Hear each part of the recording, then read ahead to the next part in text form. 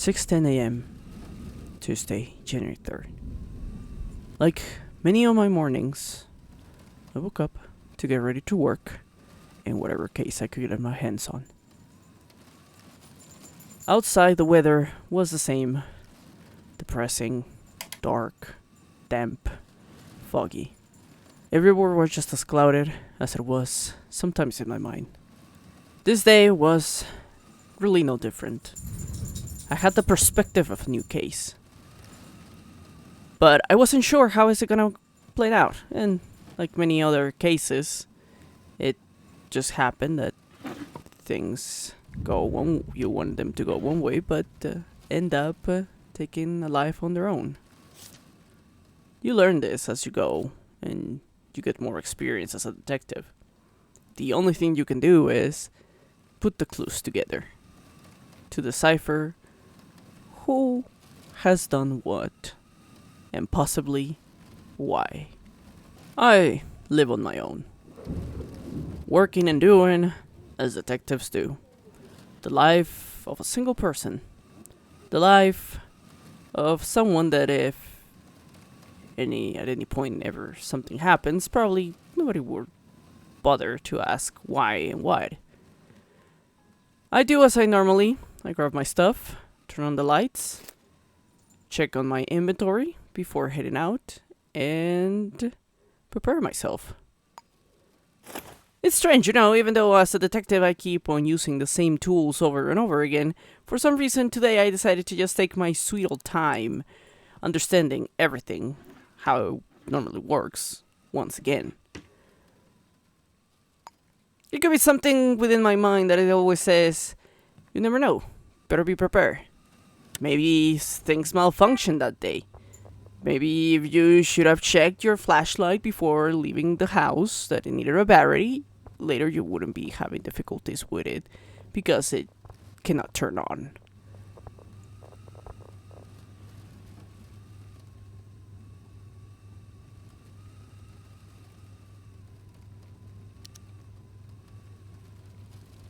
I've forgotten my passcode again, so I guess I need to look around to find out my own information, because it's just I haven't taken my daily hot chocolate cup.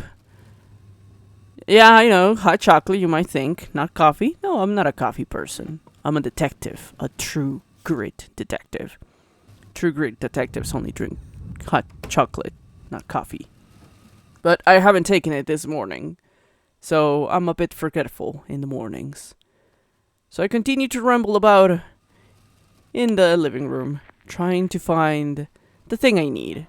But of course, that can always help with some good music.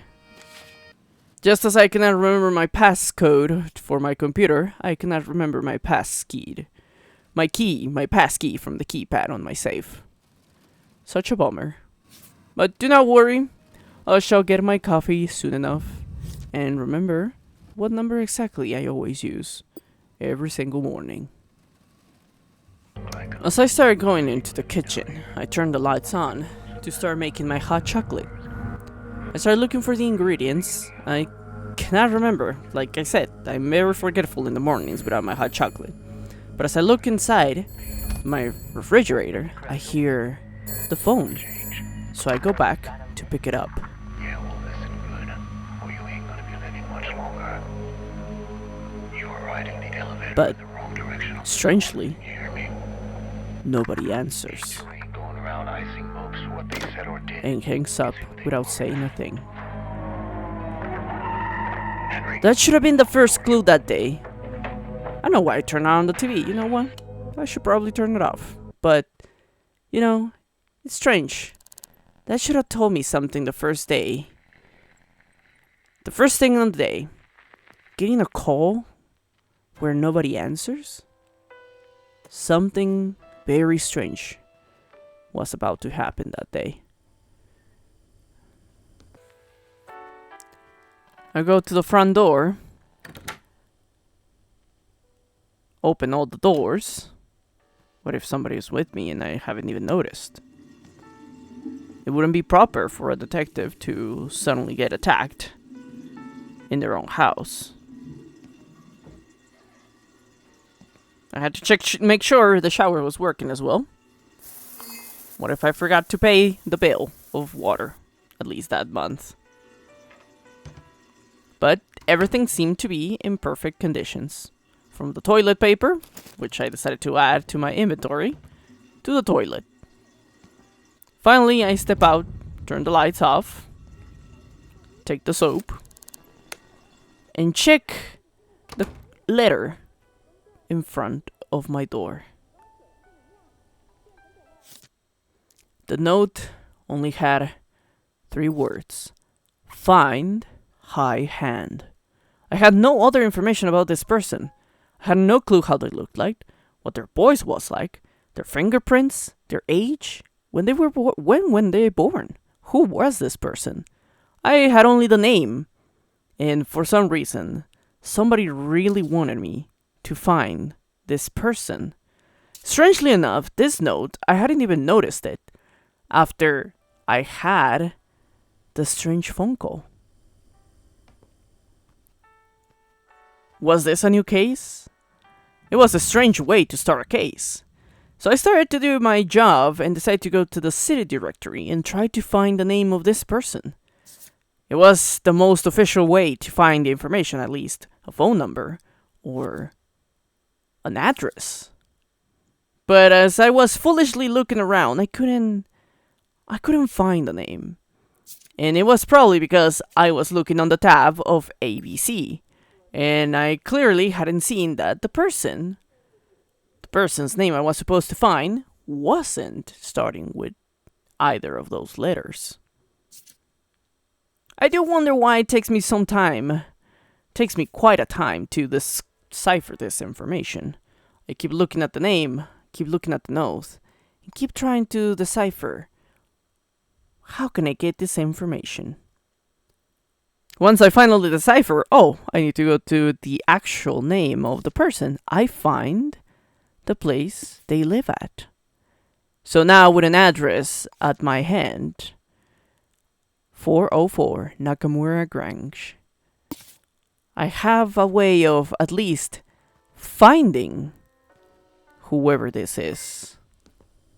But how, before I leave, I need to find my stuff, although I haven't taken my hot chocolate, so apologies because this has taken me so long to decipher.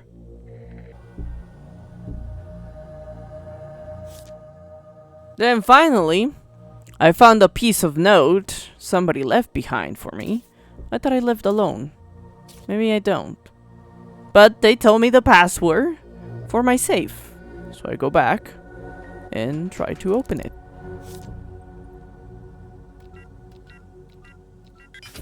Haha! Clearly, whoever it was that left it, it's a friend. I find inside a letter that talks about some information of some genetics and some rejuvenation and things like that. I'm not sure why I have that inside there. Was this from a different case? It could be. As I said before, I cannot remember. I haven't taken my hot chocolate this morning. Finally, when I open the box, I find all my items. What a place to leave them instead of leaving them in the safe. Either way, I grab every single thing inside of that box.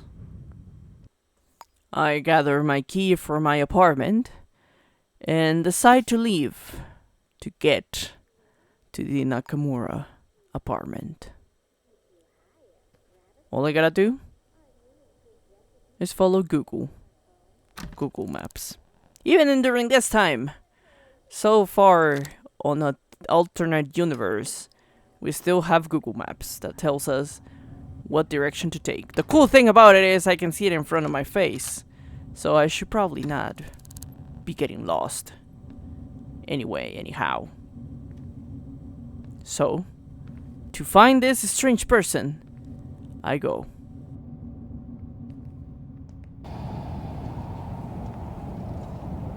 After a short walk through downtown area, I finally arrive at the Nakamura apartments. The entrance is through a side door that I was not expecting to have as the main entrance. There are cameras all around the apartments. Somebody's trying to be extra careful, I guess. And I noticed these cameras specifically because in case any information does happen, at least I will have somewhere to look for more information or evidence. The residents of the apartments are walking up and down the stairs, trying to get their places of work, of living spaces, just getting out of the place because, to be honest, it was quite smoggy even inside the apartments. Finally, I get to the floor I need to, and I walk towards the door of the supposedly 404 Nakamura Grange. Once I get there, I knock. Or try to. There's a camera right below the door. If I were to just enter through it, it would probably put me in troubles. I tried to see if I can turn it off, but it doesn't seem to work. So I start to think, how else can I get through this? And I see a vent. Am I really gonna get to this place through a vent? Unfortunately for my luck, it seems as soon as I got into the vent, that turned into trespassing. Trespassing what? The vent? I wasn't doing anything wrong. Although, in a way, people could argue I was. So I start walking through the vents, trying to find an entrance. I have no idea where I'm walking towards, to be honest. It's dark, and I have no clue if I'm going to the right way. When I see another exit for the vent, I'm not sure if I'm even on the right place of the apartment I need to go in. So I hesitate and decide to go back. What if I go into a different apartment, the wrong apartment, and they call the cops on me? So I decide to go back and actually risk it. I'm gonna go into the apartment through the door. I know, taking risks. How strange of a detective that wants to stay low-key. Right before I actually go into the apartment, I see a neighbor walking by, and I decide to ask this person a few questions. They say their name is Thomas Spencer. I ask them if they have heard anything unusual, or if they know the person that I'm looking for, High Han. They only tell me that's their neighbor, and always talks about chess. At least he was seen today around 2:30. Half an hour ago. They haven't heard anything unusual. And I asked them how their day was. I mean, it was just cordial to do that. And I end the conversation.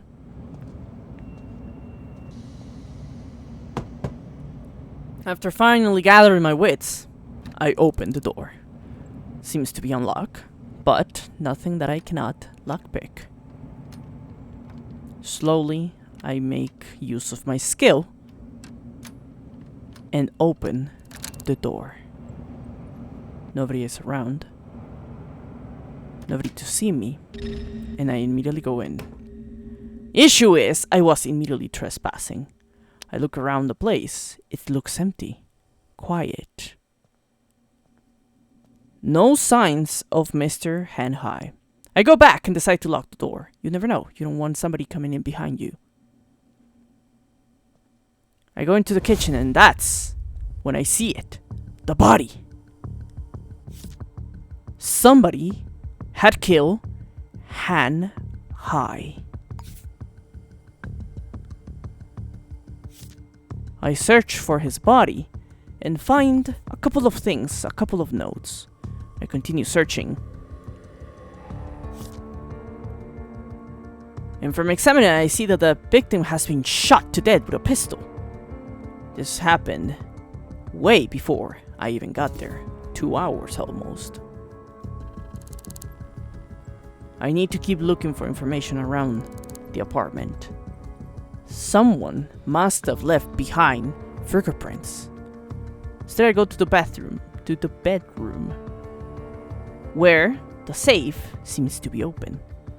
Whoever got in here has taken something from it, because I doubt Mr. Han decided to leave it wide open like that, even if he hadn't known he was about to be murdered.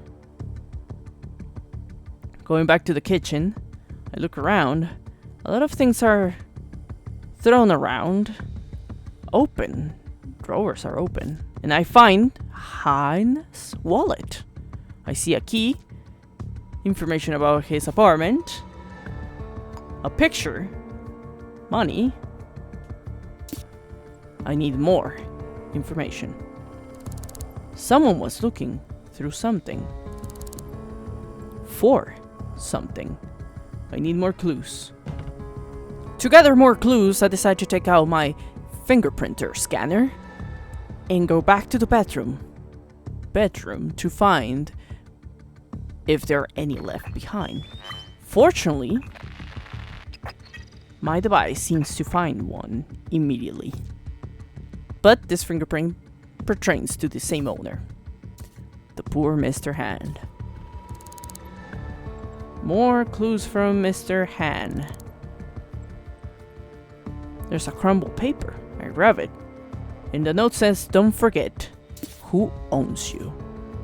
It seems Mr. Han was involved in something more dangerous than he probably expected. He didn't think much of that paper if he just decided to crumble it, but keep it. He probably felt a certain level of danger to it, but probably never thought much of it.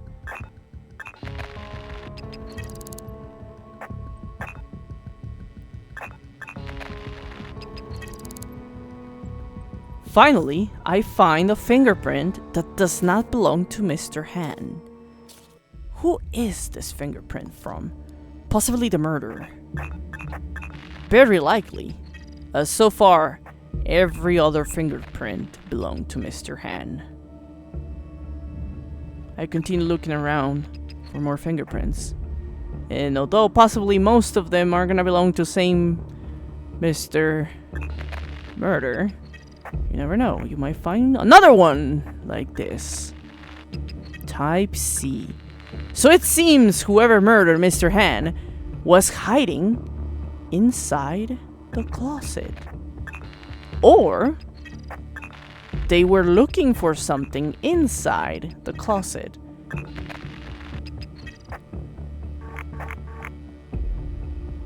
But I needed to find someone with that same fingerprint. Type C. Then I finally find the passcode of Mr. Han. Information that is important to have, even though the safe was already open. You never know. You might need to have this information for later. Which says Marco's year of birth. Who is Marco? More questions gather around my head. Who is this person? What are they related to, Mr. Han? It could be something important. Normally people don't keep passwords about strange things that they cannot remember. Unless they want their stuff secure. But normally people keep things they can remember, like their birthday, or their kids' birthdays, or their partner's birthdays, or somebody's birthday that is important to them. So I think this Marco must be someone related to him, or at least knows them quite a bit. I look around for more information. I see a couple of names that Mr. Han has kept as information for himself, but I don't find any Marco. I look around. Nobody is behind the door. There are footprints of boots size 10.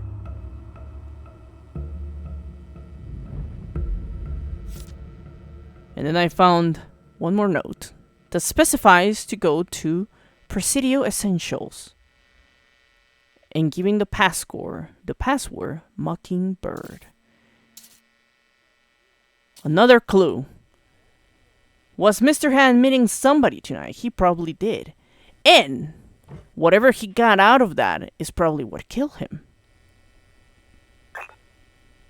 Mockingbird, who was behind this strange situation?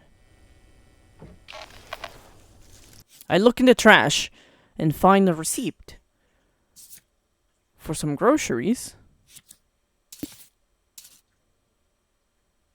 I don't know if this information is gonna be useful at some point, but I'm gonna keep it close to me. He definitely went to this place. Maybe I could go to the place and ask if they had cameras around. Finally, I decided to go to the telephone and call 541 40. This is the way I can get back to see what calls have been made before. But it was made to right before his death. Just as I put my information, somebody starts knocking in. The silent alarm has been tripped, and people are coming in. Enforcers, the police. I have no clue what to do, so I turn off all the lights to make it known as if I'm not here. Then I remember there was a vent up above the kitchen. Was this the vent I was looking at before? It possibly was. For some reason I decided just to turn all the lights off. I mean, if they were able to actually get inside, at least they wouldn't be able to see me immediately. I try and climb up to get to the vent, but I am unable to. I'm not very athletic. Finally, I get to the vent, open it, and go in. I'm now making my escape.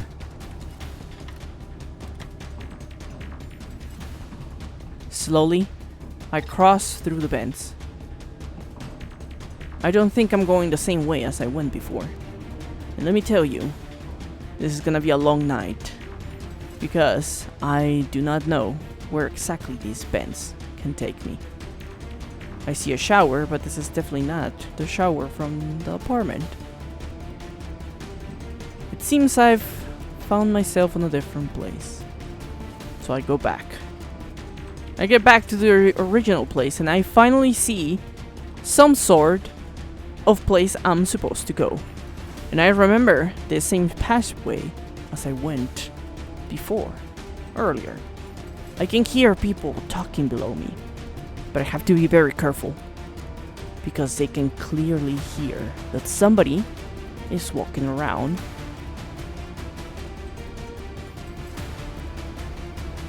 They find the body of Mr. Han.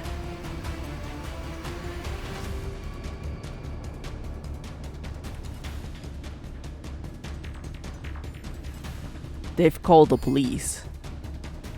I need to get out of here. And quickly. Do not want to be here when the police get there. Unfortunately, anytime I move, they hear me.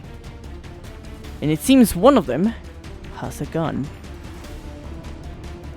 I have to try. Slowly, I crawl my way away from here. I cannot exit the vents through the same vent I saw at the start. I shake with fear. I don't know what's gonna happen. What if they find me up here? What if they think I murdered this guy? I didn't murder that guy. I just got a call and that told me. I got a call, a strange call.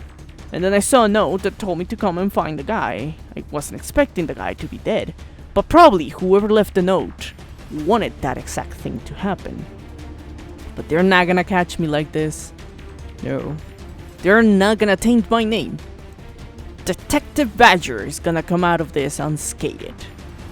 I go and crawl as slowly as I can without trying to make too much noise. The vents tremble. It seems people are not as interested in finding me, or at least they still don't know I'm in the vents.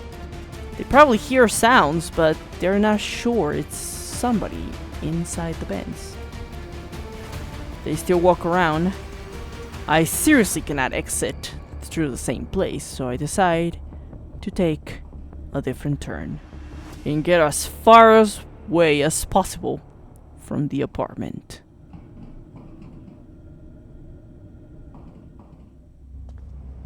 Finally, I find an exit, completely different floor from the one I was in, but I have to run from here. I don't know if somebody saw me. I don't know if they have checked the cameras. I was not expecting to have this go this way when I woke up this morning. I could be a complete fugitive of the law if they actually saw me. I pass through the level of the floor of Mr. Hand's apartment, but I keep running. There's so many people on the stairs. Why is there so many people on the stairs? But none of them paying any attention to me. They probably think I'm a maniac running across the apartments trying to get into somebody's house. But I mean, at this point, on this time, probably nobody considers that. The world is crazier on its own. Anything could be in somebody's mind. After getting out of the apartment, I start walking towards the case registry on City Hall. I'm gonna open this case and I'm gonna investigate what could have happened to Mr. Han. But I also need information from the clues I gather on the apartment. I collect the form of this case, and my objective now is to resolve it. Once I gather the information and I put an idea of what exactly I was looking for, I decide to start going to Forte and Associates. This is where Mr. Han used to work. I look for the place on the letter F, and when I find the information, realize that it's exactly where Mr. Han used to live. So I guess back to the murder scene we go.